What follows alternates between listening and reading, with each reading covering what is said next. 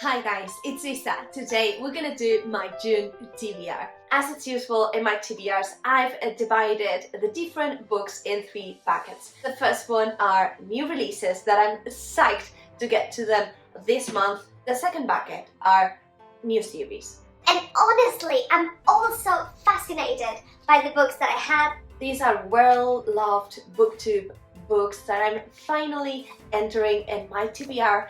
And then the third bucket is sequels, mainly a series where I've loved the previous books and I just want to continue. And this month, these sequels, which are 2, are going to be also new releases. So without further ado, let's get to it. Let's start with the new releases. I will be sharing them based on their release date, and the first one is Relic Ruin, which is a dark fantasy story where we will have 2 types of creatures. We will have necromancers and we will have reapers.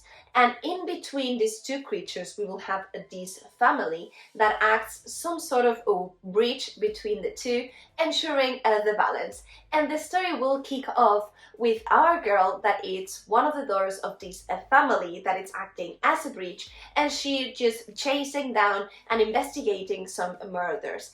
And from that point, she will meet this dude that it's not entirely alive, and it seems that their destinies are linked. It seems that they are not just Regular creatures, but that they have a lot of power, and it seems that they will be chased down due to those powers. This story has a lot to unpack, and although it's a new release of June, this already won an award back in 2016, being part of the most read online stories of that year. Then we continue with the Ballad of Perilous Graves, which is super interesting. It's supposed to be set in a fantastic New Orleans where magic is alive and it's based on music. And it seems that there are different songs that ensure that the rhythm, the beat of the CD, it's alive and it's well. But 9 of those songs have escaped this big piano, the core of this CD. And our main character will need to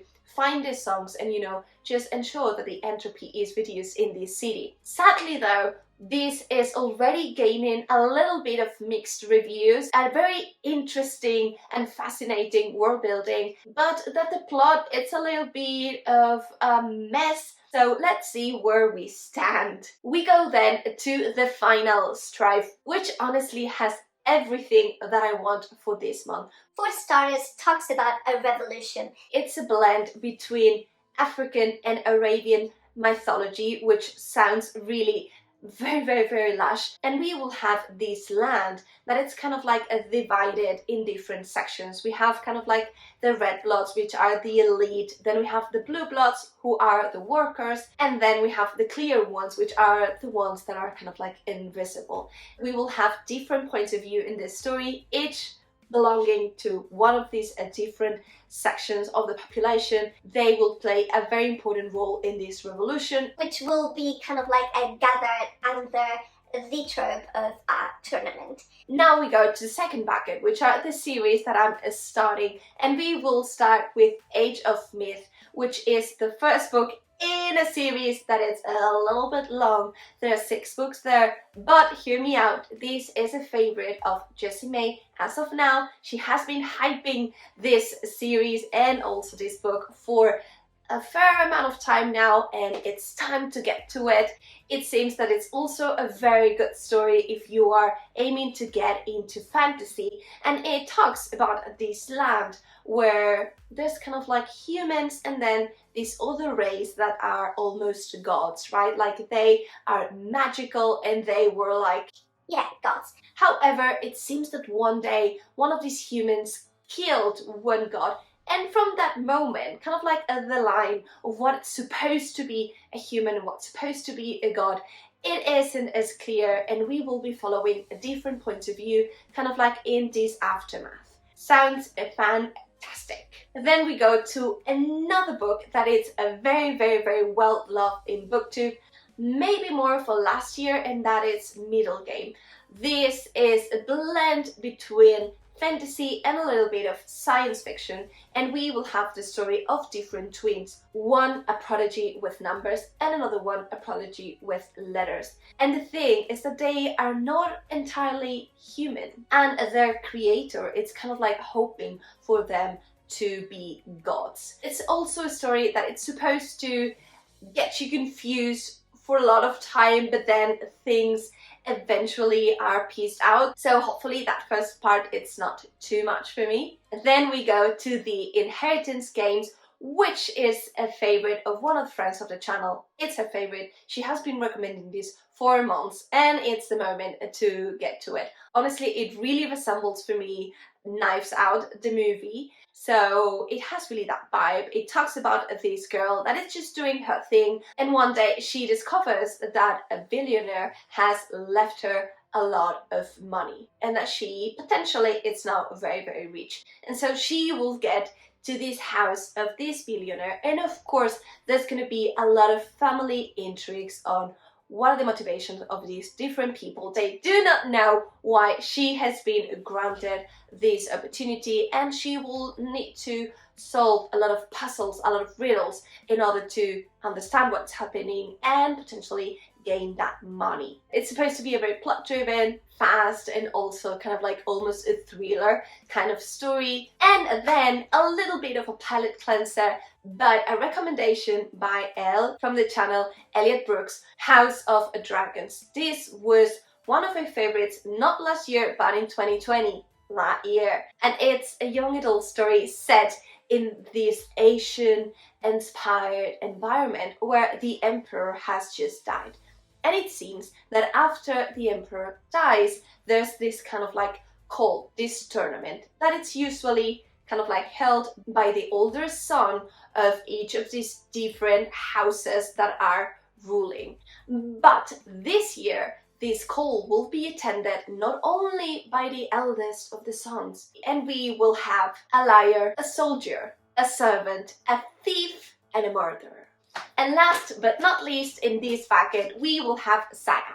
I committed to read Saga back in April, maybe? Again, with a friend of the channel, and so I do not know a lot about it.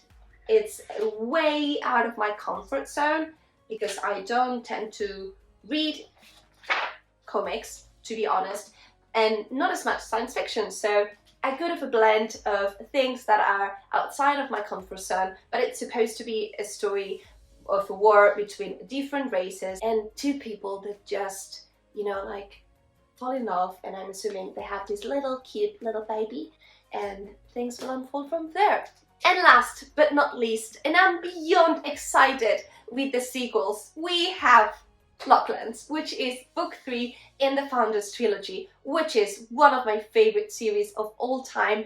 At last, it's gonna be concluded. First book I loved, second book I also loved. Let's see what happens. The first book in the series, it's mainly a heist at its core. It's set in this medieval, almost Italian world where the most important thing is the magic. It's based on the concept that all of the objects are somehow alive and that you can inscribe them and persuade them to behave in a certain way. And so our main girl has this special power that she can sense everything that the objects feel, which makes her a perfect thief. She is tasked with thieving something that put her on the flee, and you know, like the story just gets more and more and more engaging. The characters are fantastic, a very good blend between a character and a plot-driven story. And we conclude this list with For the Throne, a fantasy romance which is book 2 in the Winterwood series. And you know, book 1 was a retelling of The Beauty and the Beast. It seems that we have this wolf in this forever frosty forest that it's always twilight, and this wolf, it's kind of like the warden. He makes sure that the bigger threats are not hunting down people, but there's a catch because this wolf needs a sacrifice, not a typical retelling of The Beauty and the Beast. And yeah, that was it for today. Let me know down below what are the books that you want to read this June. I will be joining the Whateverthon this month Just as, one more, I'm not hosting, I'm not doing anything like that, but please, if you feel that you need a push to read a little bit more, I will leave the details in the description box so you can join and you can meet a lot of different people that it's also enthusiastic about this. If you like this video, give it a thumbs up. If you want to see more videos like this one, subscribe to the channel. I publish bookish content every Tuesday and Friday for you to enjoy. So if you want to stay tuned, you know what to do, and see you in the next one. Happy reading!